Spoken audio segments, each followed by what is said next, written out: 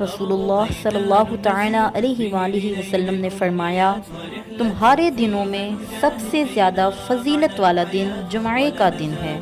बस तुम इस दिन में मुझ पर कसरत से दुरूद भेजा करो, इसलिए कि तुम्हारा दुरूद मुझ पर पेश किया जाता है। सुभान अल्लाह।